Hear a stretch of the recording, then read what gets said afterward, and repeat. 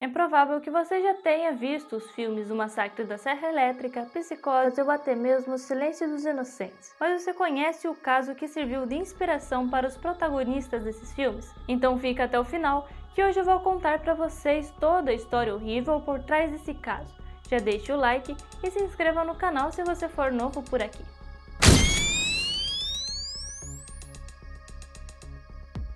Esse caso veio à tona quando a polícia fez uma busca na casa de Edward Theodore Gain pelo desaparecimento de uma dona de loja de ferragens em novembro de 1957 em Plainfield, Wisconsin, nos Estados Unidos. Os investigadores relacionaram Edward, a dona de loja de ferragens que se chamava Bernice Warden, por meio de um recibo de vendas de um anticongelante em nome de Edward. Quando os policiais chegaram até a residência e revistaram a propriedade de Edward, encontraram Bernice em um galpão pendurada no teto pelos pés, decapitada e estripada. Além do corpo mutilado de Bernice, as autoridades encontraram uma caixa de sapatos contendo genitálias femininas, um coração dentro de um saco de papel, órgãos na geladeira, bem como ossos humanos inteiros e alguns fragmentados. Mas isso nem é o pior desse caso.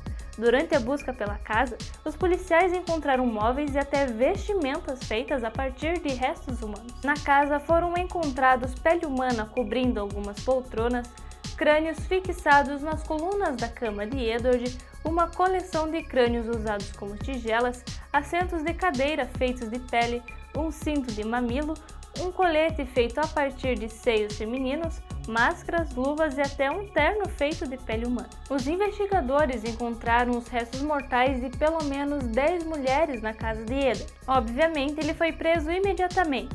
Porém, apesar de terem sido encontrados os restos mortais de 10 mulheres, Edward confessou os assassinatos de apenas duas delas, Bernice Warden e Mary Hogan. Mary trabalhava em uma taverna, a qual Edward frequentava regularmente e estava desaparecida desde 8 de dezembro de 1954. Durante um interrogatório, Edward contou que começou seus atos de exumação e necrofilia após a morte de sua mãe em 1945. A princípio, Edward desenterrava os cadáveres de mulheres de meia-idade recém-sepultadas que fossem parecidas com sua falecida mãe e levava para sua residência, que ficava localizada em uma fazenda isolada. Lá ele estripava e esquartejava os corpos e usava os restos para costurar roupas e objetos para decorar a casa. No entanto, pelo fato desses corpos já estarem em processo de decomposição, Edward começou a procurar e matar as suas vítimas na esperança de preservar as peles por mais tempo. Lembrando que todas elas eram parecidas de alguma forma com a mãe de Edward. Como se tudo isso já não fosse bizarro o suficiente, Edward tinha compulsão por manter as coisas que pertenciam à sua mãe sempre em ótimo estado. E por conta disso, ele fechou com tábuas todos os cômodos da casa, exceto dois no qual ele vivia, para que permanecessem da mesma forma que era quando sua mãe ainda estava viva. Em contraste disso, os dois cômodos em que Edward vivia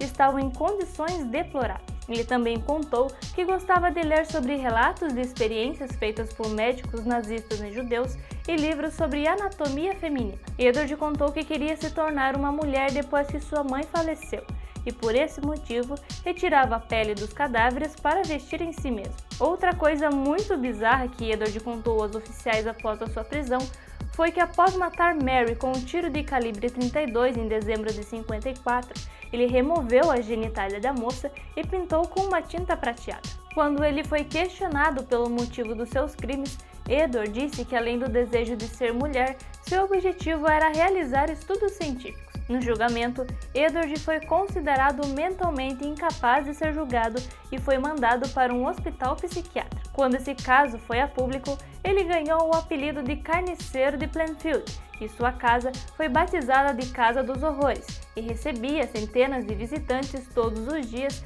até ser incendiada em março de 1958. Mas calma que essa história não acaba por aí. Como eu disse anteriormente, as vítimas de Edward eram todas de alguma forma parecidas com a sua falecida mãe. Isso se deve ao fato da criação que ele teve junto com seu irmão mais velho, Henry Gain. Edward Theodore Gain nasceu em Las Crosse, Wisconsin, em 27 de agosto de 1906 e era o segundo filho de George Philip Gain e Augusta Gain. Por volta do ano de 1915, a família se mudou para uma fazenda isolada em Plainfield, Wisconsin, para que pudesse manter seus filhos longe de quaisquer influências externas. Augusta desprezava completamente o marido e era extremamente religiosa ao ponto de ensinar aos filhos que todas as mulheres, exceto ela, eram prostitutas e instrumentos do diabo. E, inclusive, fez com que os 2 filhos prometessem permanecer virgens para sempre. George era um alcoólatra que era incapaz de manter um emprego e frequentemente abusava fisicamente dos filhos. Edward passou por uma infância difícil, cheia de proibições por parte de sua mãe, que era controladora e o protegia exageradamente, proibindo ele de se comunicar com outras pessoas e até mesmo punindo quando Edward tentava fazer amigos. Os irmãos eram mantidos o tempo todo na fazenda e só tinham permissão para ir à escola. Apesar desse isolamento social, Edward ia bem na escola. Porém, ele era frequentemente alvo de bullying pelo fato de ter uma lesão na língua que o fazia falar um pouco estranho e ser uma criança tímida.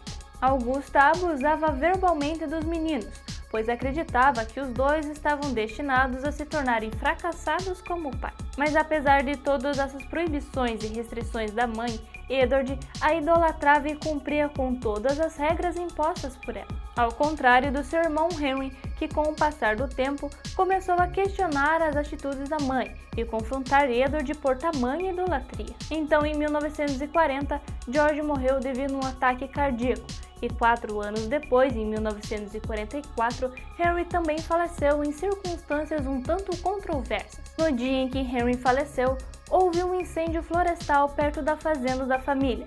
Não se sabe ao certo a origem do incêndio, porém, depois desse episódio, Edward relatou às autoridades o desaparecimento do irmão. Quando a polícia foi até a residência da família para fazer uma busca, Edward conseguiu levar os policiais até o local onde estava o corpo de Henry, mesmo ele tendo relatado à polícia não saber do paradeiro do irmão. O corpo de Henry não apresentava sinal de ter sido atingido pelo fogo, porém apresentava diversos hematomas na cabeça.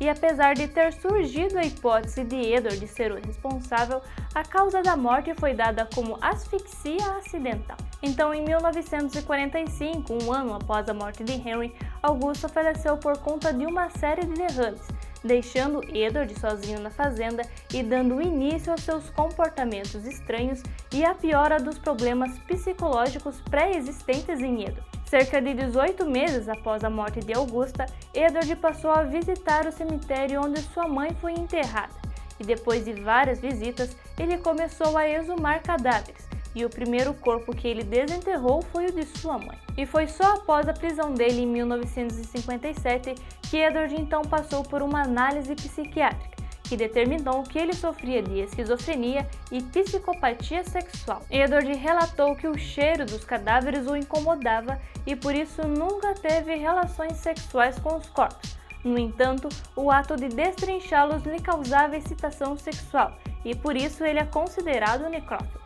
Enquanto Edward viveu em hospitais psiquiátricos, ele foi, por assim dizer, um paciente modelo. Ele era frequentemente visto lendo livros, fazia terapia ocupacional, chegou até se interessar por radioamadorismo e nunca apresentou um comportamento violento ou problemático. A causa da morte de Edward foi devido a um câncer que ele conviveu por um longo tempo até 26 de julho de 1984.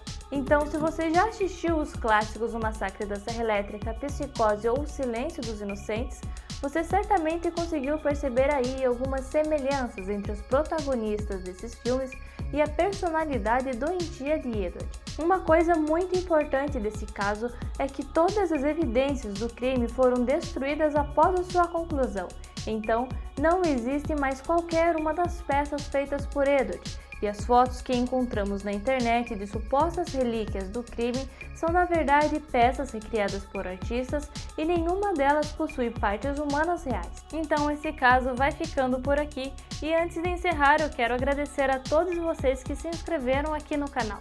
Já somos quase 700 pessoas, então muito obrigada por todo o carinho de vocês. E como de costume, se você gostou do vídeo, eu peço que deixe o like e o mais importante, se inscreva no canal. Compartilhe também com algum amigo, se tiver alguma sugestão deixe aqui nos comentários e se quiser ver outros casos criminais eu vou deixar aqui algumas sugestões. Então é isso aí, eu sou Caroline Deis e até o próximo vídeo.